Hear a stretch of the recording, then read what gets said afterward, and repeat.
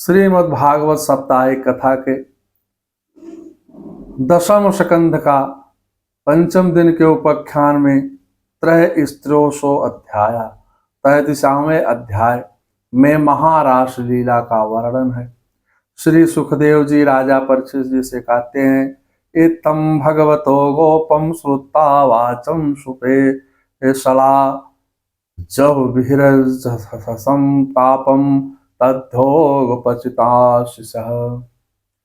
श्याम सुंदर के इस प्रकार मधुर एवं अमृत पूर्ण वचन सुनकर गोपियों का विरह से उत्पन्न ताप दूर हो गया। गोपियां हर्षोल्लास के साथ गदगद हो गई। चार दिशाओं में श्याम श्याम की धुन गूंजने लगी। ऐसा लगता था मानो सारी प्रकृति ही श्री कृष्ण विरह से व्यतीत हो रही है। इसी प्रकार पीतांबर को हाथ में लिए मानो क्षमा मांगते हुए वनमाला धारण किए हुए श्याम सुंदर प्रकट हो गए। वातावरण प्रसन्नता से भर गया। गोपियां दौड़ दौड़ करके कुछ हाथ में कुछ पैर में लिपट गई। कुछ गोपियां भगवान के दिव्य सौंदर्य का पान करने लगी। कुछ दूर खड़ी अपने कटाक्ष बाणों से श्याम सुंदर को आहत करने लगी। महारास 3 प्रकार से प्रारंभ हो गया। 2-2 गोपियां एक एक कृष्ण, एक एक गोपी एक एक कृष्ण, अनेक गोपियां एक कृष्ण। रासो संवृत्तो गोपी मंडलम मंडिता योगेश्वरेण कृष्णेन तासाम मध्ये द्वयो। जैसे चेतना आश्रय में अनेकों वृत्तियां नाचती रहती हैं, वैसे ही रास मंडल में श्री कृष्ण आश्रित गोपियां नाच रही हैं। श्याम सुंदर का वेणुनादन संतों के उपदेश के समान है। वेणुनाद सुनते ही वृत्तियां भगवान की ओर दौड़ती हैं। रसो वै सह वाला परमात्मा, आनंद वै ब्रह्मा वाला परमात्मा स्वयं कृष्ण एवं गोपियों बनकर नाचता है। तदेजत के वचन से श्रुत ने भी उसे इसी प्रकार माना है। वही ब्रह्मा जीव मात्र की वृत्तियों के साथ नाच रहा है। जैसे लड्डू जलेबी में अलग अलग रस है, यहाँ पर श्री कृष्ण में सभी रस हैं। 5 लाख गोपियों का तात्पर्य है अनंत गोपियां श्री कृष्ण के पास पहुंची। जीवात्मा परमात्मा को प्राप्त करे, यही रास है। भगवान कदम्ब के वृक्ष के नीचे वंशी के छिद्रों से अमृत डाल रहे हैं। यद्यपि परमात्मा का स्वरूप निर्गुण है, वह तो पूर्ण काम आत्म काम है, परंतु ब्रज में अनात्म काम अपूर्ण काम जैसी लीलाएं कर रहे हैं। यही रास लीला का वैशिष्ट्य है। इसमें भगवान को आत्म रमता पर कोई प्रभाव नहीं पड़ता है। नामा कर्मणानि लिपन्ति नामे कर्म फले स्मृता स्पृहा। गीता के 4थे अध्याय के 14वें श्लोक का सूक्त है। रास मंडल में गोपियों के अनेक मंडल उपस्थित हैं। पद्म पुराण में 4 प्रकार की गोपियों का वर्णन है। पहली श्रेणी वेद ही स्वयं मूर्तिमान होकर गोपी बने, यह प्रसंग वेद स्तुति में वर्णित है। दूसरी श्रेणी गोपी ऋषि स्वरूपा है। दंडकारण्य में मुनि श्री राम को देखकर मुग्ध हो गए। उस जन्म में अंग संग नहीं कर पाए, तीव्र तपस्या से गोपी बने। तीसरी श्रेणी चीरहरण प्रसंग में गोप कन्याओं ने कात्यायनी व्रत का पूजन किया और यही कन्याएं रास मंडल में उपस्थित हुई।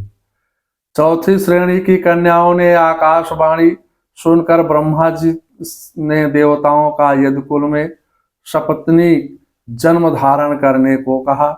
इन्होंने गंधर्व पद्धति से भगवान को पति बनाया। भगवान 2-2 गोपियों के गले में हाथ डाले हुए वेण के स्वर निकाल रहे हैं। आकाश में मृदंग दुंदुभियां बजने लगी, पुष्प वर्षा होने लगी। ततो दुंदुभ्यो नेतुवे तो पुष्प वृष्टया रासमंडल में गोपियों के कंकड़ निपुर की ध्वन आकाश में व्याप्त हो गई। विशाखा सखी ने भगवान के चरण कमल अपने हृदय पर स्थापित किए। राधा रानी कुछ शांत हो गई। गोपियां भगवान के अंग संग से शरीर की सुध बुध भूल ही गई। श्याम सुंदर का गोपियों के साथ मनमोहक विहार देख करके देवांगनाओं को भी देहभान नहीं रहा। चंद्रदेव भी स्तब्ध रह गए। वह गोपी के रूप में परिणित हो गए। किशलम क्रीडितम वेक्षम मुहुरम खेचरे स्त्रिया कामार्दितम सांगास्तम सगड़ो विस्मतो भवत। भगवान ने अनेक रूप धारण कर विहार करना शुरू कर दिया। भगवान थकी हुई गोपियों के मुखमंडल पर लगे हुए पसीनों को पोंछने लगे। कामदेव भी भगवान पर पूरी शक्ति के साथ काम बाण छोड़ने लगा, किंतु उसे तनिक भी सफलता नहीं मिली। तदंतर भगवान गोपियों के साथ जल में प्रविष्ट होकर जल क्रीड़ा करने लगे। परमात्मा तो अविकारी है। गोपियां अपने अपने कटाक्षों से भगवान को क्षुभित नहीं कर सकती। यह सब देखकर कामदेव का अभिमान नष्ट हो गया। देवगण आकाश में पुष्पों की वर्षा करने लगे। इसके बाद श्याम सुंदर घनी कुंजो जहां दिव्य एवं अलौकिक सुगंधिक से सुवासित हो रही थी, उसमें विहार करने लगे। कामदेव भी स्वयं गोपी बनकर भगवान के साथ विहार करने लगे। श्याम सुंदर की अलौकिक रास लीला में जो आकृष्ट हुआ वह भी गोपी भाव में परिणित हो गया। भगवान ने कामदेव की समस्त अभिलाषाएं पूर्ण की। वह रात्रि ब्रह्मा की रात सी हो गई। भगवान ने कामदेव की समस्त अभिलाषाएं पूर्ण किया। वह रात ब्रह्मा की रात सी हो गई, जिसमें 4 युग सहस्त्र बार व्यतीत हो चुके थे। कामदेव पूर्ण रूप से परास्त हो गया और युद्ध का मैदान छोड़कर भाग गया। काम ने भगवान के आच्युत्य का कर प्रणाम किया। परीक्षित जी ने पूछा, सा कथम धर्म सेतूनाम वक्तम करतार भी रक्षिता प्रेतामाचरम ब्रह्मम पादार राभिवा दर्शनम। हे भगवान का अवतार धर्म की स्थापना के लिए तथा अधर्म के विनाश के लिए होता है। भगवान तो सभी मर्यादाओं की रक्षा करने वाले हैं। उन्होंने दूसरे स्त्रियों के साथ विहार कैसे किया? भगवान का यह व्यवहार तो धर्म के प्रतिकूल प्रतीत होता है। कृपया यह संदेह हमारा दूर करें। सुखदेव जी ने कहा, हे राजन, धर्म व्यतिक्रमो दृष्टुम ईश्वराणाम शासम तेजी स्वयं नादोषाय वह में सर्वभुजो यथा। सर्व सामर्थ्यवान एवं तेजस्वी पुरुषों का आचरण तथा व्यवहार कहीं कहीं धर्म विरुद्ध भी हो जाते हैं। सृष्टिकर्ता ब्रह्मा, चंद्रमा, इंद्र, बृहस्पति आदि देवगण इनके उदाहरण हैं। ब्रह्मा ने पुत्री का अनुगमन, इंद्र ने अहिल्यागमन, चंद्रमा का तारा के साथ अनुगमन, गुरु बृहस्पति का भाई की पत्नी के साथ गमन। श्री रामचरितमानस में यही भाव व्यक्त किया है बाबा तुलसीदास। समर्थ को नहीं दोष गुसाई, रवि पावक सुरसर की नाई। सामर्थ्यवान पुरुषों को ऐसे कार्य में उन्हें दोष ऐसे नहीं लगता है, जैसे गाय माता, ब्राह्मण आदि का शरीर जलाने पर भी अग्निदेव को ब्रह्म हत्या का दोष नहीं लगता है।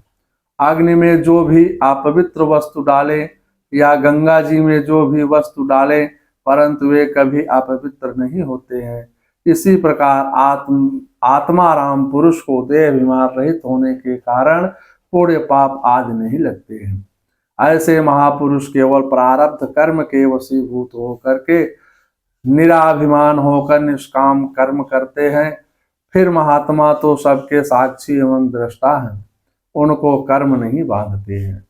सौचरम चरंति मुनियो अपना नाहानम मनस्तम स्वेच्छा अथो पुरुषम कुतुम एव बंधा। वह परमात्मा सच्चिदानंद सभी प्राणियों के हृदय में वसुदेव स्वरूप में विराजमान है। जीवों के कल्याण हेतु वह केवल लीला करते हैं। परमात्मा का तो राक्षसों के विनाश में भी उसके ऊपर कृपा का भाव ही रहता है। जैसे एक डॉक्टर मरीज के लिए हित के लिए उसके अंगों को काट देता है, परंतु उसमें रोगी का हित ही छिपा रहता है। उनका किसी जीव के साथ का भेदभाव नहीं है। भगवान ने रासलीला में श्रृंगार रस के जीवों को आकर्षित करने के लिए माध्यम बनाया है, क्योंकि सांसारिक जीवों की प्रवृत्ति श्रृंगार रस की ओर ही रहती है। जीव किसी भी प्रकार भगवान की शरणागत ग्रहण करे, यही भाव है। रासलीला में गोपियों के शरीर से कोई लेना देना नहीं था। गोपियां का मिलन तो मन से ही हुआ है। जीव आत्मा परमात्मा का मिलन ही रासलीला का उद्देश्य है। गोपियों के पति तो हर समय अपनी पत्नियों को अपने पास ही रखते थे। इस लीला में भगवान को कोई दोष नहीं लगता। रासलीला तो काम विनाशन की लीला है। ब्रह्मा जी की रात्र समाप्त होने लगी। गोपियां भगवान की अनुमति से इच्छा न होते हुए भी अपने घर को गई। इस चरित्र को श्रद्धा से जो सुनते हैं उनकी काम वासनाएं बहुत जल्दी समाप्त हो जाती हैं। उस जीव को प्रेम लक्षणा भक्ति की प्राप्ति हो जाती है। रासलीला के संबंध में तात्विक विवेचन। रासलीला में रस निष्पत्ति के अवलंबन का स्वयं श्रुत प्रतिपाद्य रमो वै सा। स्वयं रसापरण श्री कृष्ण है। यह रासलीला काम विजय लीला है। भगवान ने कामदेव की चुनौती को स्वीकार कर रासलीला प्रारंभ किया। जीवात्मा और परमात्मा का विशुद्ध मिलन का नाम ही रास है। एक और भाव भगवान श्री कृष्ण आत्मा है। आत्माकारम वृत्ति श्री राधा जी हैं और शेष आत्माभिमुख वृत्तियां गोपियां हैं। उनका धारा प्रवाह रूप से निरंतर आत्मरमण ही रास है। कामदेव ने यह शर्त रखी कि गोपियों के पास मेरा पिता मन नहीं रखना चाहिए। भगवान ने शर्त स्वीकार कर लिया। भगवान ने वेण द्वारा गोपियों के मन को खींच लिया। भगवान सामना हो गए और गोपियां आमना हो गई। ये गोपियां श्रुति ऋषि और देवरूपा हैं। भगवान के चरणों में प्रीति ही स्वयं इनके आकार में प्रकट हो रही है। एकाकेन रमते ततो वपुंसकूढ़ते पूर्णे नव्या युवतो भवन्ति। वेद वचन के अनुसार स्वयं भगवान ही श्री कृष्ण के प्रेयसी अपनी गोपियों के रूप में हैं। इस समय गोपियों की आयु 8 या 9 वर्ष की है। रसो क्रीड्याम प्रहस्य सदतम गोपीरांतरात्मोस्यापरि रमत का अर्थ है आत्मेव आरामो अस्य आत्मनेव रमतेवा, अर्थात आत्मा में ही पूर्ण विश्राम करने वाले श्री कृष्ण इन गोपियों के साथ क्रीड़ा करते हैं। रासलीला के 3 सिद्धांत हैं। पहला है गोपी के शरीर का लेना देना नहीं है। दूसरा है लौकिक काम नहीं है। तीसरा जीव और ईश्वर का मिलन। रासलीला में अद्वैत भाव है। सुखदेव की दृष्टि महान है। क्या वह काम कथा कहेंगे? दूसरी बात यह है कि श्रोता परीक्षित जी, जिनको 7वें दिन सांप काटने का शाप लगा हुआ है, जो सुंदरी पत्नियों को छोड़कर आया है, जिसको मृत्यु सामने खड़ी दिखाई दे रही है, क्या वह अश्लील कथा सुनेंगे? यहाँ वाच्य की परिस्थितियां भी अश्लील नहीं है। वाच्य स्वयं परमात्मा श्री कृष्ण है। जो अभी 8 वर्ष के हैं, और एक और 8 वर्ष का बालक, दूसरी ओर 16 वर्ष से लेकर 40 वर्ष तक की किशोरी प्रौढ़ अवस्था की महिलाएं। आज भी क्या 8 वर्ष के बच्चे के साथ किसी युवती का वासनात्मक संबंध हो सकता है? भगवान ने 6 दिन की अवस्था में पूतना का विष पी लिया। उखल लीला में यमला अर्जुन का उद्धार किया, अघासुर को मारा, 2 बार अग्निपान किया। कठोपनिषद में कहा है, महतम परम अक्तव्यम व्यक्तम तत्पुरुषम परम पुरुष शांतम मा चिकित्सम काष्ठम सामा परम गति। कठोपनिषद। इसमें सूक्ष्म रूप इंद्रियां हैं, इंद्रियों के सूक्ष्म मन है, मन से सूक्ष्म बुद्धि है, बुद्ध से सूक्ष्म जीवात्मा है, जीवात्मा से सूक्ष्म योग माया है। वहां काम की गंध तक नहीं है। रासलीला श्रृंगार के बहाने पर काम पर विजय प्राप्त करने की लीला है। भगवान ने मायूर पिक्ष को धारण किया, इसलिए भगवान का पक्ष बलवान है। रासलीला के शब्दार्थ से ही यही ध्वनि निकलती है कि लीला लौकिकम, रास लीला नहीं है, यह वासनात्मक लौकिक लीला नहीं है। श्रुति में कहा है, असदवा इदमग्रम आसीत ततो वै सदजायत आत्मानं संकुरुतः तस्मात् संकृतं मुच्यते इति। अदे तत्सुकृतं रसो वै वा स रसम होवाय लब्धाम नंदी भवत तैत्रीय उपनिषदो ब्रह्मा। नंदवल्ली सप्तमो अनुवाद का। इस श्रुति वाक्य के अनुसार रस शब्द का भाव ब्रह्मा होता है। इससे सेवार्थ में अण प्रत्यय होकर राज शब्द निष्पन्न होता है। यहाँ यह स्पष्ट है कि विशुद्ध ब्रह्मा की लीला है। भगवान के गोलोक धाम में अवतीर्ण होने पर बैकुंठ एवं गोलोक धाम पर वृंदावन में भी ब्रज में आ गया है। इसमें गोपी तत्व की प्रधानता ही व्यक्त की गई है। इस लीला में श्रवण मननादि द्वारा योग साधन करने वाले ब्रह्मज्ञानी स्वयं गोपी बनकर भगवान की रास लीला में भगवान के साथ विहार कर रहे हैं। भगवान के शरीर में अस्थि मांस नहीं है, उनका शरीर तो दिव्य है।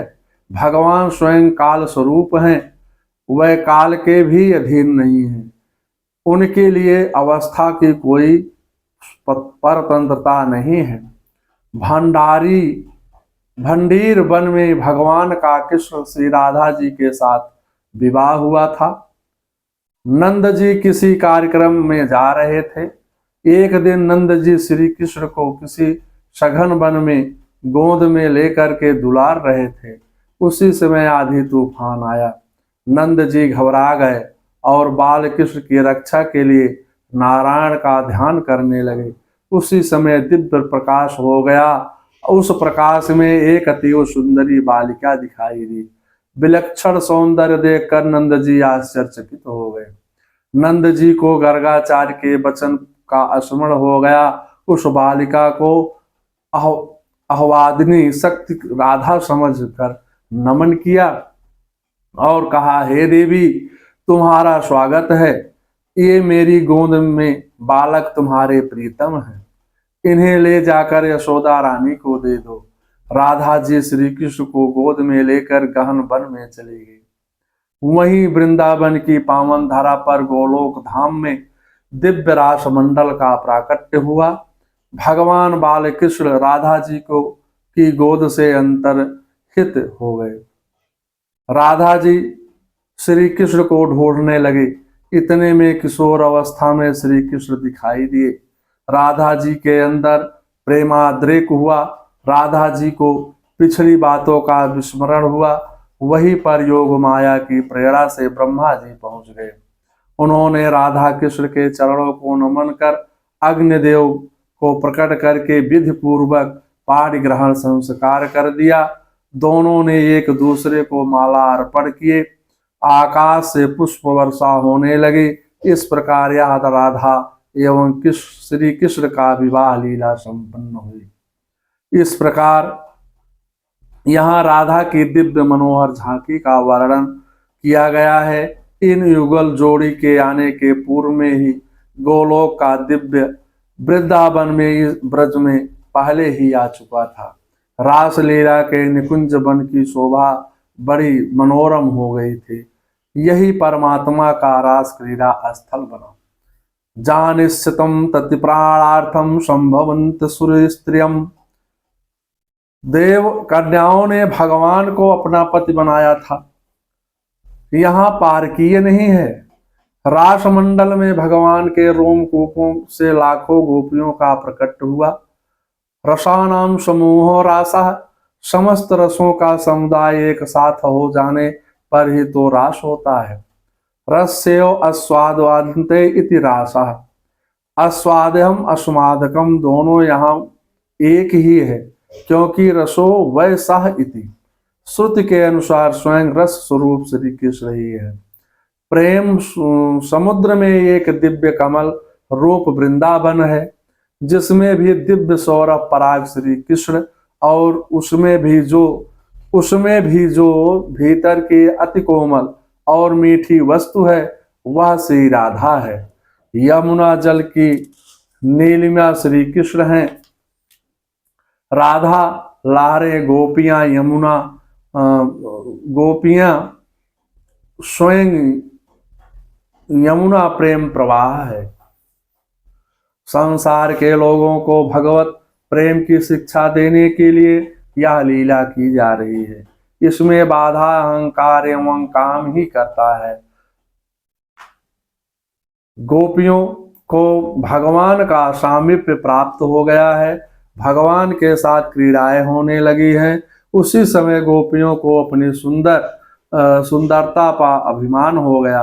गोस्वामी तुलसीदास श्री रामचरितमानस में लिखते हैं, जहाँ राम तहाँ काम नहीं, जहाँ काम नहीं राम, तुलसी कबहू होत नहीं, रवि रजनी एक ठाम।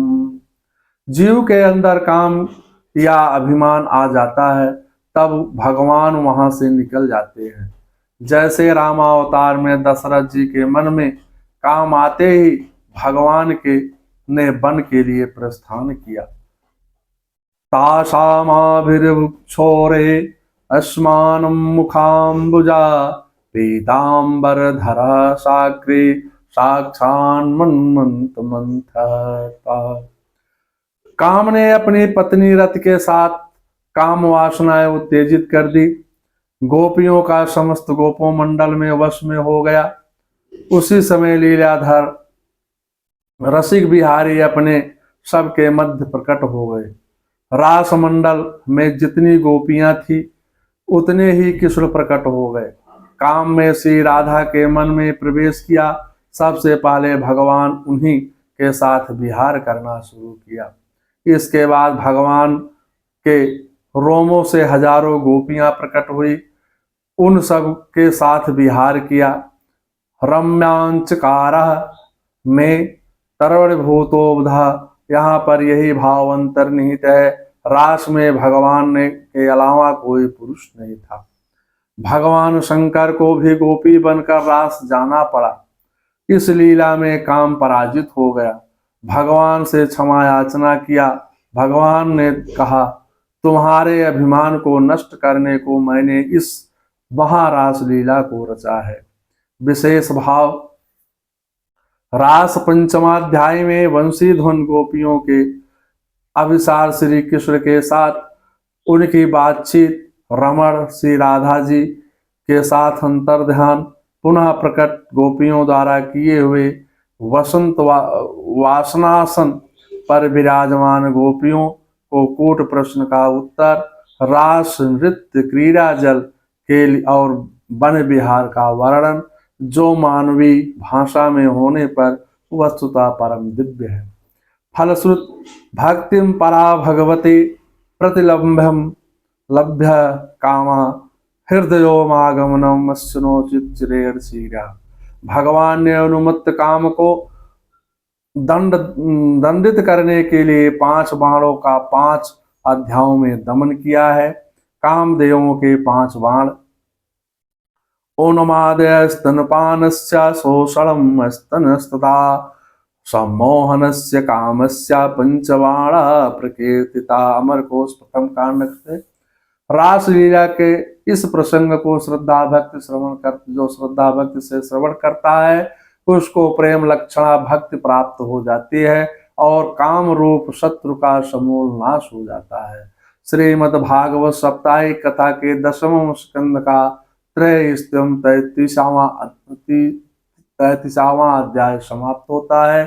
मंगलम भगवान विष्णु मंगलम गरुड़ाध्वजा मंगलम पुंडरीकाक्षाय मंगलाय तनोहरि। रो जय जय श्री राधा रानी की जय।